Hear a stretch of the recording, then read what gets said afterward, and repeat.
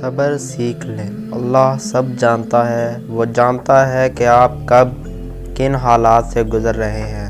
یقین کریں وقت بدل جائے گا، کیونکہ تبدیلی کائنات کا اصول ہے۔ زندگی کی کتاب کے سب اوراق ہمارے مطابق نہیں ہوتے۔ اگر کوئی ایسا ورق سامنے آ جائے جس میں راحتیں نہ ہوں تو صبر کر لینا چاہیے۔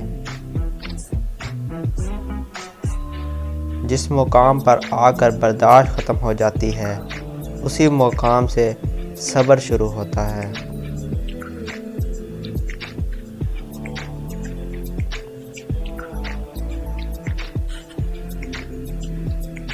انسان ہمیشہ تکلیف میں ہی سیکھتا ہے، خوشی میں تو پچھلے سبق بھی بھول جاتا ہے۔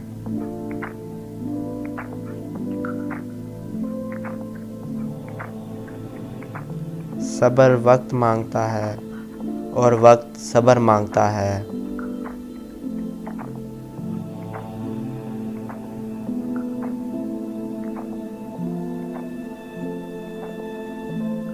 زندگی میں بعض اوقات کسی پریشانی کا آنا آپ کو بہت سی پریشانیوں سے بچانے کے لیے ہوتا ہے۔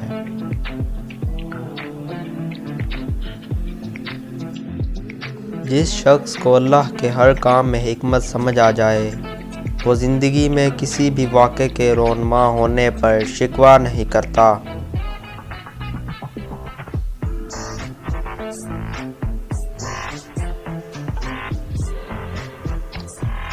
ہم تکلیف کے جس مقام پر بھی ہوں، ہم سے آگے ضرور کچھ لوگ ہوتے ہیں۔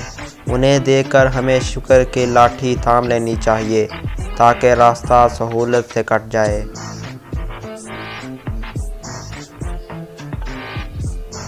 زندگی کسی کی بھی آسان نہیں ہوتی، زندگی کو آسان بنایا جاتا ہے پیار سے، خلوص سے اور برداشت سے۔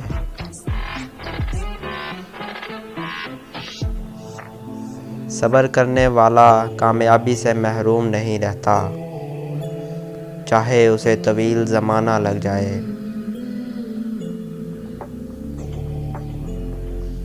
صبر اور نماز سے مدد لیا کرو، بے شک اللہ صبر کرنے والوں کے ساتھ ہے۔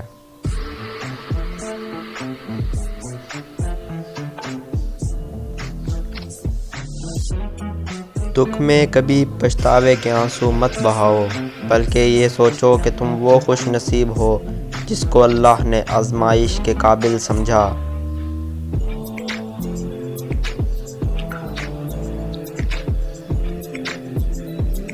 بے شک مشکل وقت بتا کر نہیں آتا، مگر سکھا کر اور سمجھا کر بہت کچھ جاتا ہے۔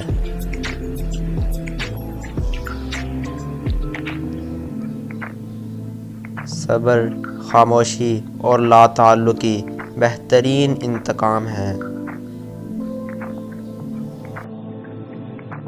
زندگی اس طرح بسر کرو کہ دیکھنے والے تمہارے درد پر افسوس کی بجائے تمہارے صبر پر رشک کریں۔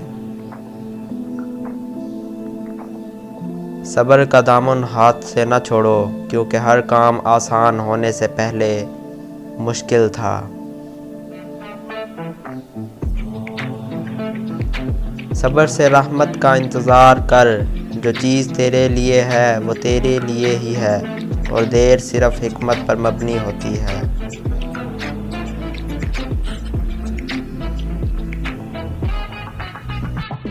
صبر ایک ایسی سواری ہے جو اپنے سوار کو گرنے نہیں دیتی، نہ کسی کے قدموں میں، نہ کسی کی نظروں میں۔